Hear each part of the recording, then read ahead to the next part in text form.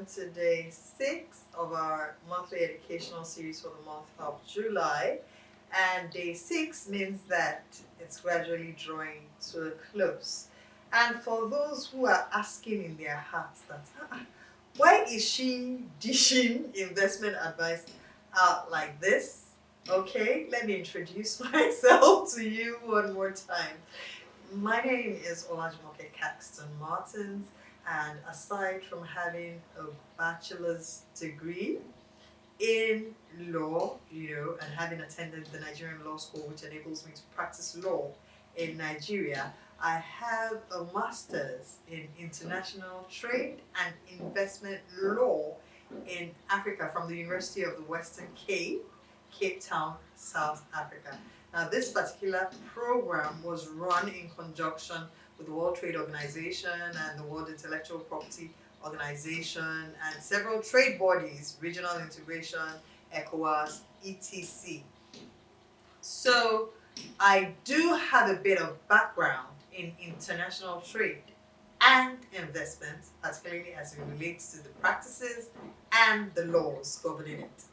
So, but it's not a part of me I flaunt that often.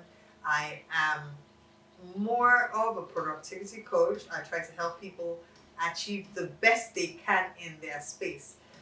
But when the time comes for you to not only earn, but earn from what you've saved, this side of me has to come out to help you understand better what you need to be doing, what you need to be paying attention to when it comes to your money. I don't normally introduce myself in this manner, but it has become important that I do so because of my speech on wheat trade yesterday and a couple of raised eyebrows on hey, this is how you understand subsidies in the American wheat market. Yes, I actually studied it, and I'm an authority in international trade. Thank you. Okay, so we go on to the different types of investment vehicles today. And today, well, since it's rounding up, we're winding down, I'm going to reduce the intensity a bit and still talk about investment vehicles we're very, very familiar with. The very first one is real estate. It's amazing, but some 2 months ago, I was at the American Corner for a book event. I'm also a reader, and I belong to the Everyday Chapter, a book reading community. And we hosted someone who was a former commissioner of finance in Oyo State, and he's just a book lover. And we had to ask him, okay, so how did you arrive at your affluence, and how did you get into real estate? He just said he had money he needed to tie down. He was studying abroad and working abroad, and he was tying his money down in real estate. Now, a lot of people thought he was crazy at the time because he was buying land in places that had access roads to major towns, but that was not so busy in terms of residential, and that he just kept buying property, just make sure he's close to the road. And in 10 years, boom, there was no single piece of land or plot of land he bought that was not worth at least 15 times more than the price he bought it. So real estate is really, really viable. It's a very, very viable investment vehicle. But if you're looking to triple or quadruple your money in months, do not go near, because real estate investments are for the long term. The longer you can hold on to that particular piece of land, the longer you can hold on to that building, the higher its value. And this is why even the government charges what's called capital gains tax, because what that property is worth now is not what it will be worth in 10 years' time. And we have looked at it over the years, we have looked at it from different perspectives, and we have come to the conclusion that landed property would always appreciate. So you're sure you're not going to lose your money. You're sure that it's going to increase, and the increase might be astronomical, but we're sure that you are going to have to give it time. So unless you can invest that money and then go to sleep, forget that you actually made that investment. Just if you're going to be micromanaging and using a microscope to look at how much it has appreciated, and then the slightest increase you go and sell it off, you will not get the best out of real estate investment. Please don't be tempted to go and buy property in the bush in the name of real estate investment.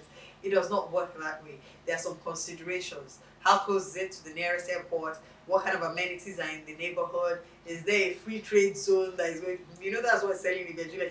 Is there a free trade zone that is going to be located somewhere near there? Is there a dry port coming up in the area? Make informed and calculated investments in real estate. Okay? Yeah. Right after talking about real estate, I'll quickly go to something that we don't pay particular attention to here, and that is intellectual property. I have in my lifetime met a very few Nigerians who are interested in protecting their intellectual property rights, and I doff my hat, I respect them. But we are not quite given to research and development. Abroad, we know that, at least with America, we know that a large portion of their budget goes into research and development of intellectual property. There are so many things they invent and patent, and then when we all have to buy it, we have to pay the person who invented it to have access to that invention that's going to make our lives better. One thing that sells hot in this is medicines. Somebody has invented a medicine that is going to cure a disease that is affecting everybody in the world. That person has already hit a jackpot. And then the person patents that invention, and everybody that wants to reproduce that invention has to pay him some good money to make it happen. Now, one that we are more familiar with around here is songs. I mean, we're writing songs. There is intellectual property protection for songs. There's intellectual property protection for literary works as well. Now, if you create such literary works, you can make money from your intellectual property rights to such literary works. As a matter of fact, one thing we are doing that is selling like hotcake, everybody is doing it right now, is writing books. And the good part is that you earn on your books for as long as they're out there until they move to the public domain where they're accessible by everybody. So, when you write a book, you've done the work. The initial income comes, that's your reward. You can actually continue to earn passive income in the form of royalty from your literary works for the rest of your life. So, intellectual property is something you can decide to invest in. If you know somebody who is creative but doesn't have money to even fund his intellectual property, the intellectual property protection of his invention, you can come up with an arrangement. Oh, don't worry, we'll fund it, we'll patent it. Once the money comes in, we share it. It's something we need to look into really, because there's a lot of money in protecting intellectual property rights. Because anybody that wants to use your creation would have to pay you to use it. Yes, so with those two, I am going to bring the categories or the different types of investment vehicles to a close. Am I saying that these are the only things you can invest in? No. The same principles apply. Check the returns, check the volatility of the investment vehicle, know what you are doing, investigate before you invest. I think this should become a slogan for all of us. When you meet me on the road, just look at me and say, investigate, and I'll finish it up for you before you invest. Anyway, that's how it works. And please don't stay glued to an investment formula. I'd already said that as your age changes, it's important you look at your diversification formula and you diversify your portfolio in accordance with your risk appetite and your age and your personality. But if you have found a formula, don't tell yourself that is my formula and stick to it. The market is changing, economic climate is changing, things keep changing, and I've explained in detail how government policies can distort the price of commodities. You need to be on top of your game by reviewing your formula from time to time. You need to monitor. You can't go to sleep because you have told a stockbroker to manage your stock. No, you need to keep abreast of issues that could directly impact on your investments. Once you start investing, you have become somebody that pays attention to news, not just local news, but global news, to know what is going on in the world that could affect your investment. It's important that you stay on top of everything that's happening globally. Okay? Find your balance. Don't adopt a formula because it works for somebody. You know, I've already created a nexus between your personality and your age. It's important, and your risk appetite as well. It's important that you create a formula that works for you, and that you keep your mind open to alter this formula as the days go by. So tomorrow we'll be bringing everything to a close by talking about age and what you should be paying attention to when it comes to your investments. So please make it a date tomorrow. See you then. Bye.